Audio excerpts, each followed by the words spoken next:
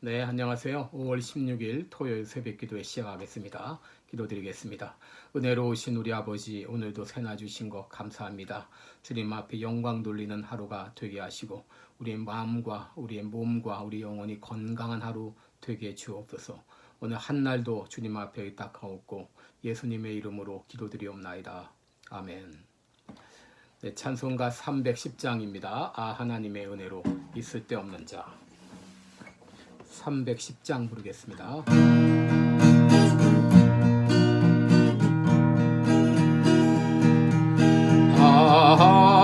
하나님의 은혜로 있을 데 없는 자, 왜 구속하여 주는지 난 알 수 없도다. 내가 믿고 내 모든 형편 잘 아는 주리 늘 보호해 주실 것을 나는 확실히 아네. 왜 내게 굳센 믿음과 도움 주셔서 내 마음이 항상 편한지 난 알 수 없도다. 내가 믿고 또 의지함은 내 모든 형편 아시는 주리 늘 보호해 주실 것을 나는 확실히 아네. 왜 내게 성령 주셔서 내 마음 감동해 주 예수 믿게 하는지 난 알 수 없도다. 내가 믿고 또 의지함은 내 모든 형편 아시는 주리 늘 돌보아 주실 것을 나는 확실히 아네. 주 언제 강림하실지 옥함의 옥낮에 또 주님 만날 그것도 난 알 수 없도다. 내가 믿고 또 의지함은 내 모든 형편 아시는 주니 늘 보호해 주실 것을 나는 확실히 아네.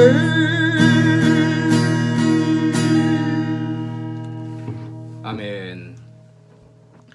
네, 우리 오늘은 빌립보서 2장 12절부터 14절까지 보겠습니다.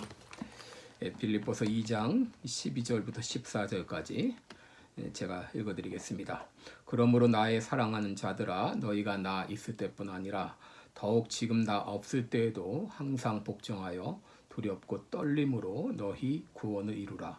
너희 안에서 행하시는 이는 하나님이시니 자기의 기쁘신 뜻을 위하여 너희로 소원을 두고 행하게 하시나니 모든 일을 원망과 시비가 없이 하라.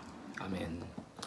네, 우리 오늘은 구원을 이루어가는 기쁨, 구원을 이루어가는 기쁨 이런 제목으로 우리 함께 말씀을 나누겠습니다. 오래전에 우리 한적한 그 시골 집 천정에서 수십 구의 시체가 발견되어서 충격을 준 일이 있었습니다. 조사해 보니 그들은 이 구원파라고 하는 이 사교 집단에 관련된 사람들이 집단 자살을 한 것입니다. 여러분, 이 구원파의 문제가 무엇인가? 이 구원파는 첫째로 이 구원관에 문제가 있습니다. 구원파는 이 구원받은 사람은 반드시 구원받은 날짜를 분명히 기억하고 있어야 된다고 주장합니다. 그들은 그리스도를 만나면 다짜고짜 구원받았느냐 이렇게 묻습니다. 구원받았다 그러면 언제 구원받았느냐 그렇게 묻습니다. 만약 그때 머뭇머뭇거리게 되면 그들은 말합니다. 당신은 구원받은 것이 아니다. 당신 생일 아느냐 하고 이렇게 묻으면 안다고 얘기하겠죠. 그런데 왜 거듭난 생일은 모르느냐고 하면서 몰아붙입니다. 그러면서 당신은 구원받은 것이 아니다 이렇게 얘기하면 그때부터 흔들리는 사람들이 많이 있습니다. 여러분, 물론 이 구원파의 주장대로 구원받은 날짜를 정확히 아는 사람도 있습니다. 사도 바울 같은 경우는 너무나 이 분명히 변화되었기 때문에 언제 구원받았다고 확실하게 말할 수 있을 것입니다. 그러나 대부분의 사람들은 구원받은 날짜를 정확히 알지 못하는 것이 자연스럽습니다. 여러분, 우리들이 다 자신의 생일을 알고 있다고 말합니다. 몇 월 며칠입니다 라고 말하지만 사실은 그 생일은 내가 알고 있는 것이 아니라 부모가 나에게 가르쳐 준 것을 그냥 믿고 있는 것이죠. 여러분, 우리들이 언제 태어나자마자 요 날은 내 생일이구나 하면서 달력에다가 동그라미 쳤습니까? 우리는 생일이 언젠지 모르지만 부모가 우리에게 그 생일을 알려준 것이죠.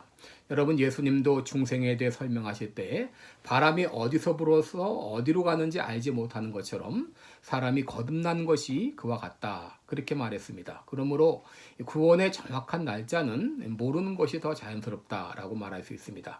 둘째로 구원파의 문제는 이 구원의 개념을 축소시켰다고 하는 것입니다. 여러분, 우리가 구원받았습니다 라고 말할 때 그 구원은 과거적인 측면의 구원을 말합니다. 당신 구원받았습니까? 네, 구원받았습니다. 여러분, 그때 그 구원은 과거적인 측면의 구원입니다. 여러분, 그런데 성경에서 말하는 구원의 의미는 단지 과거적인 측면만이 아니라 현재적인 측면도 있고 또 미래적인 측면도 있습니다. 그런데 이 구원파는 구원을 과거적인 측면으로만 제한시켰다고 하는 것입니다. 여러분, 성경에서 말하고 있는 이 구원의 의미는 대단히 포괄적입니다. 첫째로 이 성경에서 말하는 구원은 죄와 사망으로부터의 구원을 의미합니다. 요한복음 5장 24절을 보시면 내가 진실로 진실로 너희에게 이르노니 내 말을 듣고 나 보내신 이를 믿는 자는 영생을 얻었고 심판에 이르지 아니하나니 사망에서 생명으로 옮겼느니라. 여러분, 이 한 절 안에 구원의 이 세 시제가 다 포함이 되어 있습니다. 마지막에는 사망에서 생명으로 옮겼다. 이것은 구원의 과거적인 측면이죠. 내가 구원을 영생을 얻었고 이것은 현재적인 의미고요. 그 다음에 심판에 이르지 않는다. 이것은 미래적인 의미라고 얘기할 수 있겠습니다. 여러분, 사망에서 생명으로 옮겼다. 이것을 구원의 과거적인 측면인데 이것을 우리들이 흔히 중생이다, 리제너레이션이라고 말합니다. 그런데 이 구원에는 미래적인 측면도 있습니다. 히브리서 9장 28절을 보시면 이와 같이 그리스도도 많은 사람의 죄를 담당하시려고 단번에 들이신 바 되었고 구원에 이르게 하기 위하여 라는 말이 나옵니다. 구원에 이르게 하기 위하여. 여러분, 이것은 이제 미래 시제죠. 구원에 이르게 하기 위하여. 여러분, 이것이 이 구원의 미래적인 측면입니다. 우리가 죄와 사망으로부터 구원받았지만 아직도 우리들은 이 죄의 영향력으로부터 완전히 자유롭지 못합니다. 그래서 우리가 구원받았지만 때로 죄를 짓기도 하는 것이죠. 아직 구원이 완성되지 못한 것이죠. 그런데 예수님이 다시 오실 때 우리는 죄의 영향력으로부터도 완전히 자유함을 얻게 됩니다. 여러분, 그것이 바로 이 구원의 완성이요, 구원의 미래적 측면이다 말할 수 있는데 이것을 가리켜서 신학적으로는 영화 혹은 영어로는 glorification 이렇게 말을 하는 것이죠. 그런데 오늘 우리가 읽은 이 빌립보서 2장 12절 말씀은 구원의 현재적인 측면, 구원의 현재성에 대해서 말해주고 있습니다. 그러므로 나의 사랑하는 자들아, 너희가 나 있을 때뿐 아니라 더욱 지금 나 없을 때에도 항상 복종하여 두렵고 떨림으로 너희 구원을 이루라 이렇게 말하죠. 여기 보면 너희 구원을 이루라, 바로 너희 구원을 이루어가라. 현재 진행형이라고도 말할 수 있으며 이루어가라, 현재형입니다. Continue to work out your salvation. 너의 구원을 이루어가는 것을 계속해라 이런 말입니다. 여기 이루라 이 말은 이제 work out, 단련시키다. 마치 운동선수가 이제 근육을 단련시키듯이 그렇게 너의 구원을 더 단단하게 만들어가라, 이루어가라 이렇게 말한 것이죠. 구원을 강화시켜가라 이렇게 말한 것이죠. 여러분, 이것을 가리켜 이 구원의 현재성입니다. 이것을 신학적으로는 성화, 또 sanctification, 성화적인 구원 혹은 건설적인 구원이다 이렇게 말할 수 있는데요. 여러분 지금 우리 이 구원받은 사람, 중생한 사람들은 중생한 하나님의 자녀는 지금 어디에 있는 거 하게 되면 중생과 영화 사이에 우리는 성화의 과정 가운데 있는 것입니다. 컨스트럭션, 이 과정 가운데 우리가 있는 것이죠. 그래서 우리는 이미 already 우리는 구원받았습니다. 그러나 yet 아직 우리는 영화의 단계에 이르지 못했죠. 그래서 흔히 already not yet 이렇게 말하죠. 이미 그러나 아직 이렇게 말하는 것이죠. 여러분 우리가 이 거듭날 때 구원은 완성되는 것이 아니라 여러분 이것은 마치 어린아이가 태어나게 되면 그 어린아이는 생명을 가지고 있습니다. 그러나 그 아이가 사람 구실을 하려면 자라나야 됩니다.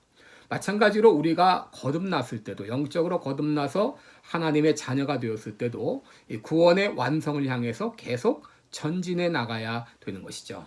여러분 우리들은 성화의 과정 가운데 under construction 이 성화적인 과정, 이 건설 중에 construction 가운데 있다는 것을 늘 기억해야 되겠습니다. 자 그렇다면 우리가 어떻게 이 성화적인 구원을 어떻게 우리가 현재적으로 이루어 나가야 되는가? 여러분 여기에는 하나님이 하시는 일이 있고 내가 할 일이 있습니다.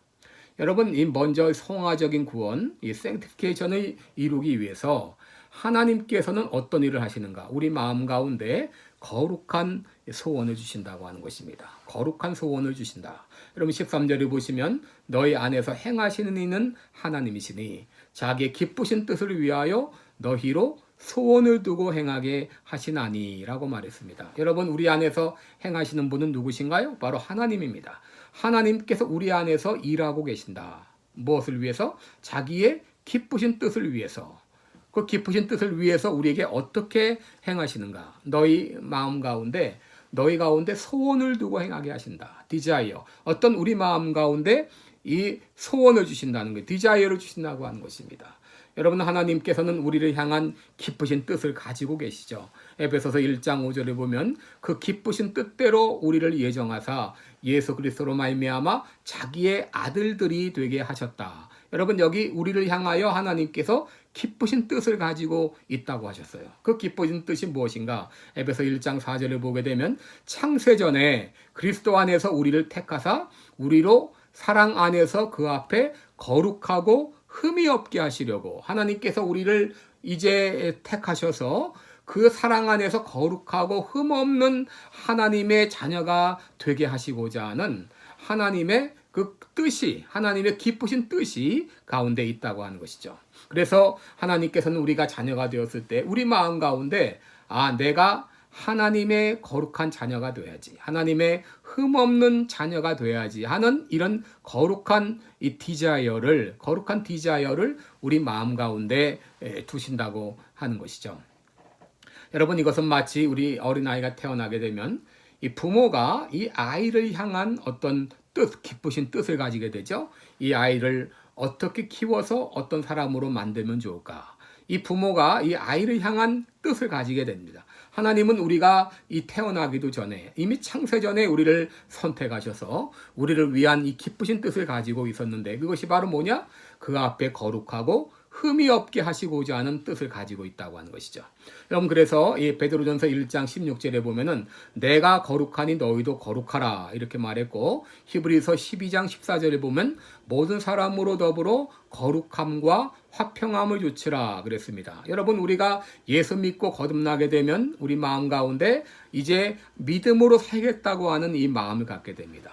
거룩하고자 하는 그런 마음을 갖게 됩니다. 내가 하나님의 뜻에 순종하며 살겠다는 그런 마음을 갖게 됩니다. 죄를 멀리하며 감사하며 살겠다. 이런 거룩한 마음, 거룩한 소원을 우리 가운데 주신다고 하는 것이죠.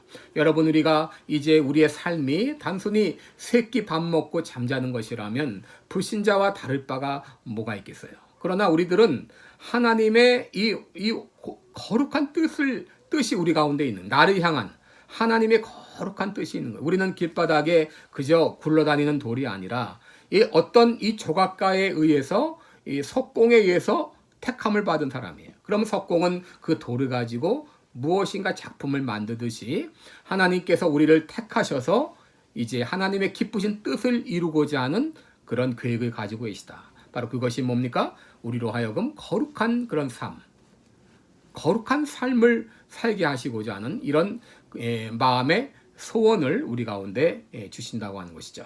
여러분, 이렇게 하나님께서 우리 마음에 거룩한 소원을 주시는데 둘째로 우리 자신이 해야 될 일이 있습니다. 현재적인 구원을 위해서, 이 성화를 위해서 내가 할 일이 무엇인가? 그것은 이 귀한 거룩한 구원은 나의 복종, 순종하는 삶을 통해서 이루어진다고 하는 것입니다. 여러분 12절을 보시기 바랍니다. 12절을 보시면 그러므로 나의 사랑하는 자들아 너희가 나 있을 때뿐 아니라 지금 나 없을 때에도 항상 복종하여 두렵고 떨림으로 너희 구원을 이루라 그랬습니다. 여기 그러므로라는 접속사가 나오죠. 그것은 그 앞에 말을 받는 건데요. 2장 5절 이하를 받는 말입니다. 2장 5절 이하를 보게 되면 예수님은 사람의 모양으로 오셔서 자기를 낮추시고 죽기까지 복종하셨다 그랬습니다. 여러분, 하나님의 본체이신 예수님께서 이렇게 죽기까지 복종하셨다고 하게 되면 우리들이, 하나님의 자녀인 우리들이 복종하는 삶 혹은 순종하는 삶을 사는 것은 당연하다. 여러분, 그렇게 말할 수 있겠습니다. 그래서 사도 바울은 이와 같이 항상 복종하여, 항상 그랬습니다. 어느 때나 항상 복종하여 두렵고 떨림으로 너희 구원을 이루라. 너희 구원을 이루어가라 라고 말한 것입니다. 여러분, 우리들이 하나님의 자녀가 되면 우리가 갖게 된 특징이 하나 생깁니다. 그것은 순종하는 사람이 된다고 하는 거예요. 순종하는 사람. 그동안은 이 거역하는 삶, 불순종하는 삶을 살았는데 예수 믿고 이제 성령이 우리 가운데 거하게 되면 성령님께서 우리에게 말씀하십니다. 그래서 순종의 사람으로 바뀌어집니다. 고린도후서 10장 5절을 보시면 모든 이론을 파하고 하나님 아는 것을 대적하여 높아진 것을 다 파하고 모든 생각을 사로잡아 그리스도께 복종케 한다 그랬습니다. 그동안 하나님을 대적하던 거, 이런 모든 것들을 다 깨트려서 모든 생각을 사로잡아서 그리스도에게 복종케 하신다. 그래서 하나님의 자녀의 특징은 순종의 삶을 산다는 것이죠. 자녀들은 부모에게 순종하고 아내는 남편에게 순종합니다. 그리고 남편은 주님께 순종합니다. 젊은이들은 장로에게 순종합니다. 따르는 자들은 지도자에게 순종합니다. 여러분, 이런 순종의 삶이 믿음을 가진 사람들의 정상적인 모습이라고 하는 것이죠. 여러분, 우리가 어떻게 이 성화될 수 있는가? 어떻게 더 우리들이 거룩한 삶을 살 수가 있는가? 바로 우리들이 순종하는 삶을 통해서, 복종의 삶을 통해서 우리는 점점 더 성화된 그런 삶으로 나아간다고 하는 것이죠. 여러분, 서두에 말씀드렸듯이 하나님은 나를 향한 놀라운 이 거룩한 계획을 가지고 계셔요. 로마서 8장 29절을 보시면 하나님께서는 우리로 그 아들의 형상을 본받게 하시기 위하여 우리를 미리 정하셨다 그랬습니다. 우리를 미리 정하셨는데 왜 정하셨느냐? 우리로 그 아들의 형상을 본받게 하기 위해서, 다시 말하면 우리에게서 하나님의 형상이 이루어지게 하기 위해서 우리들을 택하셨다고, 예정하셨다고 말씀하신 것이죠. 그래서 우리 마음에 거룩한 소원을 주시고 우리의 갈 길을 인도해 주셔요. 그런데 우리가, 하나님께서 우리 마음에 거룩한 소원을 주시고 우리의 갈 길을 인도해 주셔도 우리가 그 인도하심에 따라가지 않으면, 순종하지 않으면 우리들은 거룩한 삶으로 나아갈 수가 없는 것이죠. 그래서 우리들은 하나님의 인도하심에 순종하는 삶이 필요합니다. 여러분, 만약에 우리들이 하나님의 말씀에 불순종하게 되면 하나님은 연단의 과정을 통해서라도 우리들을 순종의 길로 인도하실 것입니다. 여러분, 야곱의 예를 한번 들어볼까요? 여러분, 이 야곱 같은 경우 하나님께서 리브가가 임신을 했을 때 태중에 쌍둥이가 있었죠. 이 태중에서 이 나중 나오는 동생이 이 장자권을 받을 것을 말씀을 하셨어요. 그래서 이미 하나님께서 그렇게 리브가에게 말씀을 하셨습니다. 그래서 야곱이 이제 하나님의 인도를 잘 받았다고 하게 되면 순탄하게 이 장자권을 이어받아서 이제 그야말로 하나님의 족장으로서 이스라엘의 조상이 되었을 텐데, 그런데 야곱은 인간적인 방법을 택했습니다. 그래서 아버지를 속이고 또 형을 속이고 이렇게 하다가 수없이 많은 이 연단을 받고 고난을 받았어요. 엄청 고생을 했습니다. 만약에 야곱이 하나님의 인도하심을 잘 받았다고 하게 되면 아마도 이런 어려운 연단의 과정을 거치지 않았을지도 모릅니다. 그럼 베드로후서 1장 5절 이하에 보게 되면 그러므로 너희가 더욱 힘써 너희 믿음의 덕의 지식의 절제를, 절제의 인내를, 인내의 경건의 형제 우애의 사랑을 더하라. 이런 것이 너희에게 있어 흡족한즉 너희로 우리 주 예수 그리스도를 알기에 게으르지 않고 열매 없는 자가 되지 않게 하려니와. 여러분 여기 보면 더욱 힘쓰라 그래서 여러분 예수 믿고 우리 구원받는 것은 그야말로 프리로 거저 주시는 하나님의 은혜지만 우리가 점점 거룩함으로 나아가는 데는 우리가 힘을 써야 됩니다. 우리가 해야 될 일이 있어요. 순종의 삶을 살아야 됩니다. 또 마지막에 우리 주 예수 그리스도를 알기에 게으르지 않고 열매 없는 자가 되지 않게 하려 하느니와. 여러분 우리가 게으르게 되면은 불순종하게 되면 열매가 없게 되죠. 성령의 열매를 맺을 수가 없는 것이죠. 그러므로 이제 우리는 이 현재적인 구원을 위해서 우리가 노력하고 애쓰는 것이 필요하다고 하는 것입니다. 여러분 이 구두 수송공이 있었는데 하나님은 그 마음 가운데 거룩한 소원을 주셨어요. 그것은 이제 다른 사람들에게 복음을 전하고자 하는 열정인데 특별히 그는 외국에 나가서 복음을 전하고자 하는 그 열정을 주셨어요. 이제 그가 선교사가 되고자 하는 꿈을 사람들에게 말했을 때 사람들은 모두 비웃었습니다. 이 구두 수선공 주제에 공부도 제대로 못한 주제에 이러면서 비웃었는데 그는 포기하지 않고 자신의 구두방에 세계 지도를 붙여놓고 계속 기도했습니다. 그리고 어학 공부도 열심히 했습니다. 어느 날 선교부를 찾아가서 자신을 선교사로 파송해 줄 것을 요청했는데 선교부는 이런지하에 거절했습니다. 왜냐하면 그가 공부를 많이 못했기 때문이죠. 그래도 그는 포기하지 않고 계속 기도하면서 스스로 선교비를 모으면서 실제적인 준비에 들어갔습니다. 그래서 나중에 혼자 누가 파송해 주지 않았지만 혼자서 선교지인 인도로 떠났습니다.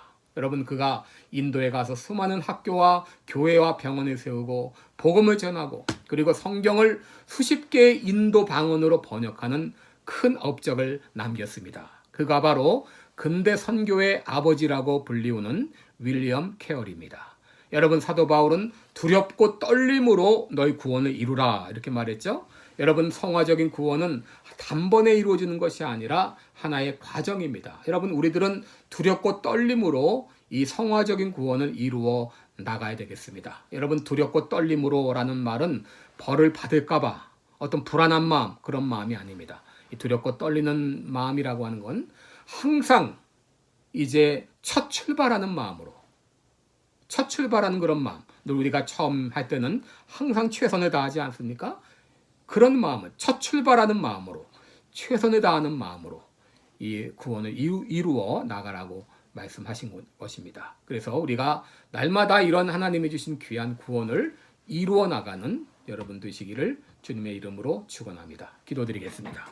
은혜로우신 우리 아버지 고맙고 감사합니다. 우리를 예수 그리스도의 피로 구원해 주신 거 감사합니다. 하나님 아버지 이는가오나 이제 하나님께서 우리를 구원하신 것은 우리로 하여금 하나님의 아들의 형상을 닮아가기 위해서 하나님의 뜻이 이루어지게 하기 위해서 하나님의 거룩한 품성을 닮아가게 하기 위해서 우리를 택하셔서 부르신 줄 믿사오니 이제 우리의 삶을 통해서 이제 이 귀한 성화적인 열매가 주렁주렁 맺히게 하여 주옵소서. 이 구원을 이루기 위해서 이제 우리가 두렵고 떨림으로 이 구원을 이루어갈 수 있도록 인도하여 주시옵소서.